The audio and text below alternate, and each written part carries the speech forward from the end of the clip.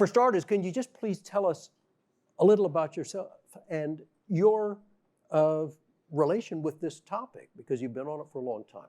Yep. So let's see, I'm a physicist originally. My claims to fame that are relevant to this esteemed CFO group are, I've run 2 public companies before I was 30 years old.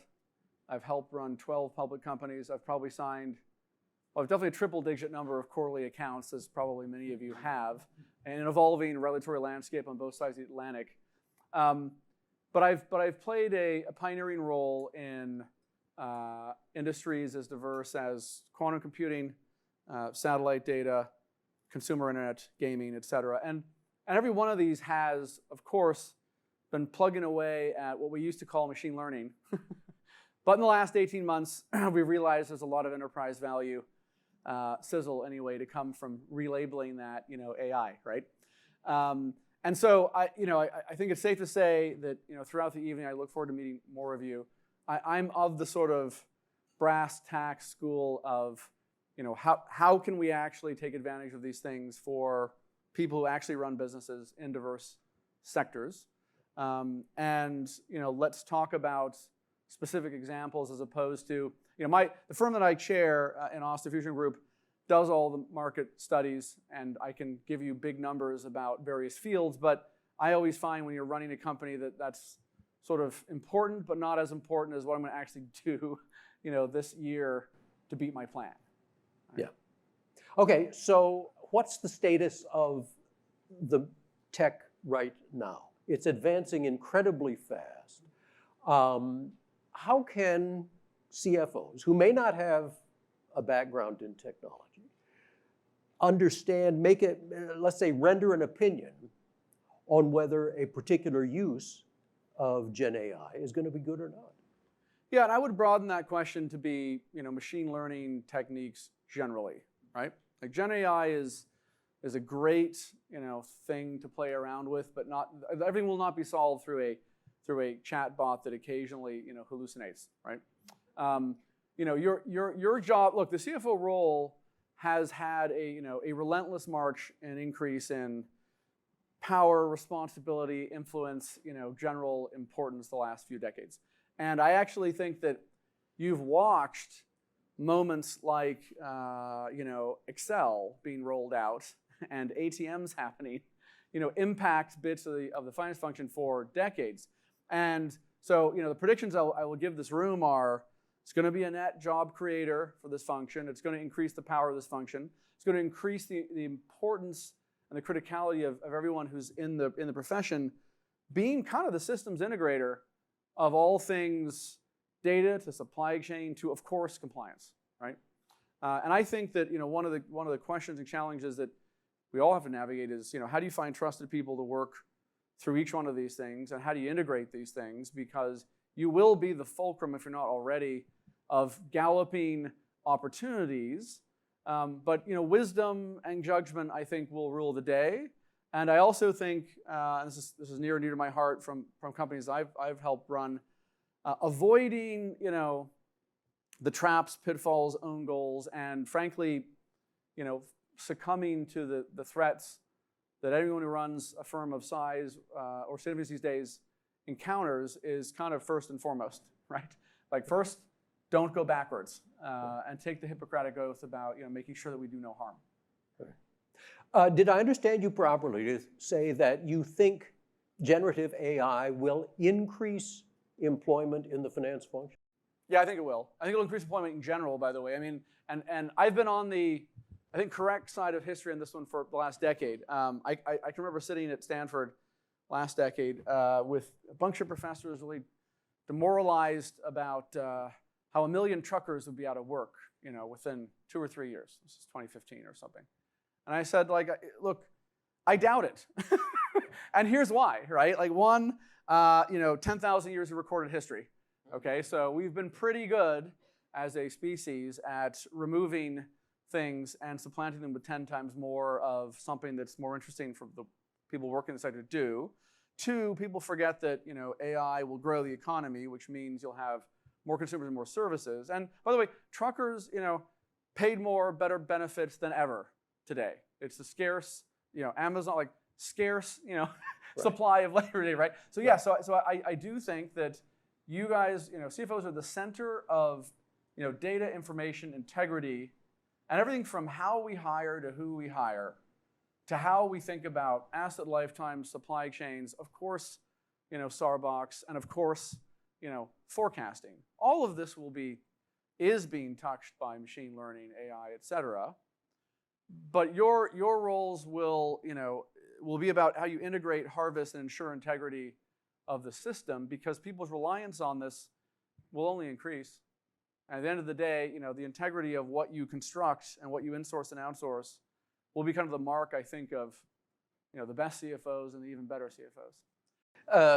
Yeah, the integrity part is crucial, as you know, as everyone here knows, especially in the finance function, along with reliability, obviously security, accuracy, and so forth.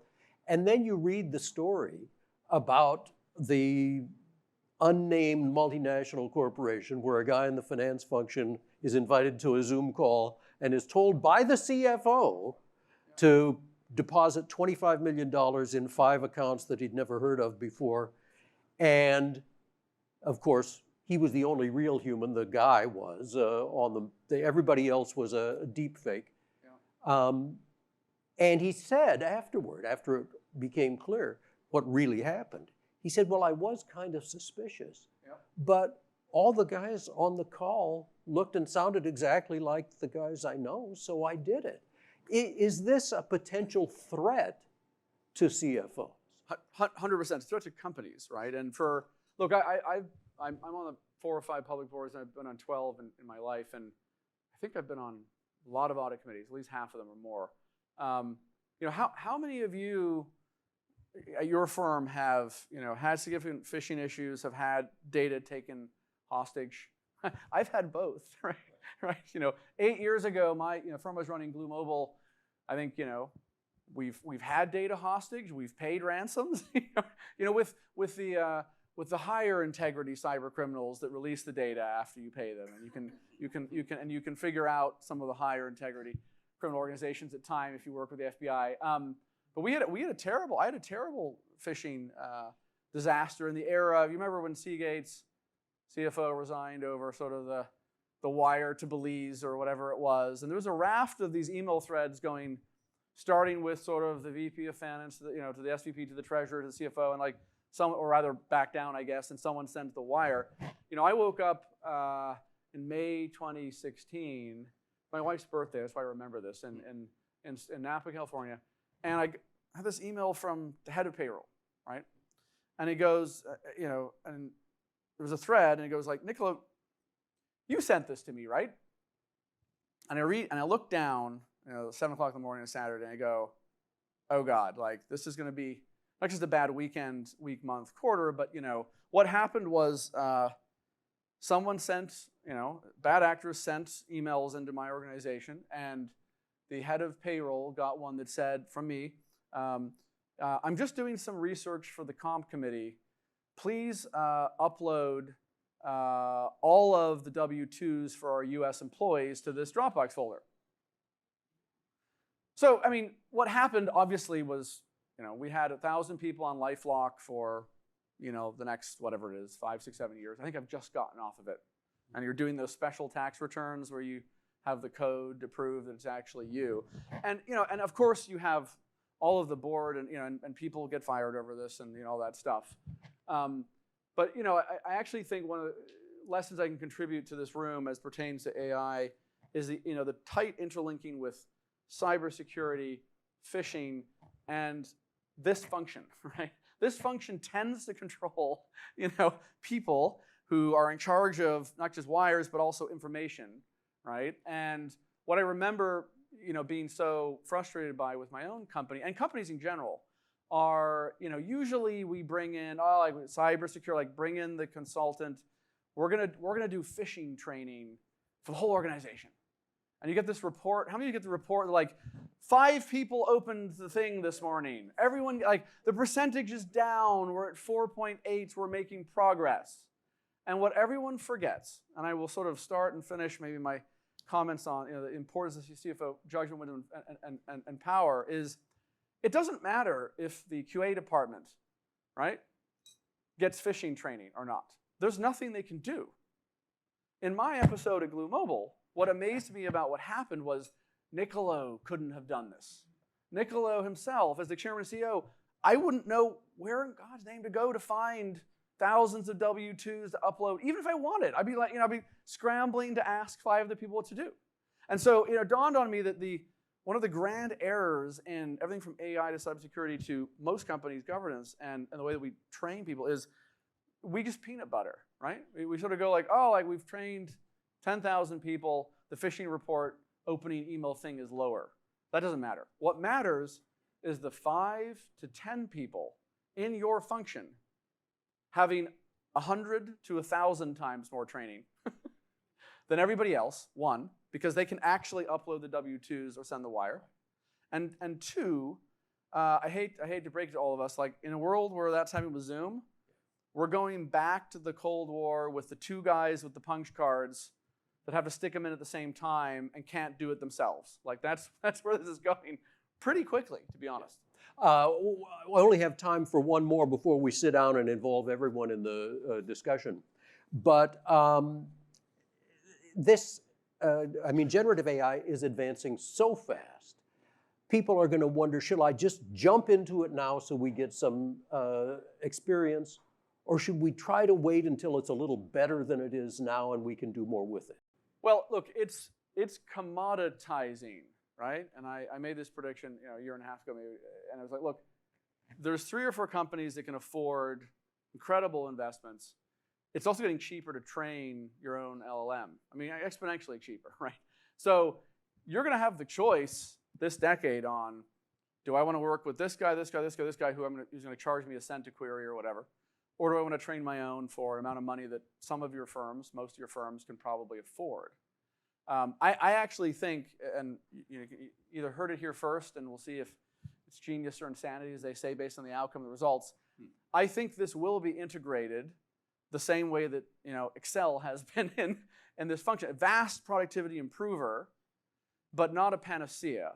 And my prediction, is that by the end of this year, people will, you'll just be including this in part of your sort of vending conversations in a lot of ways, and we'll turn attention back to what optimization problems can we actually solve? What can we do with this data that we couldn't before?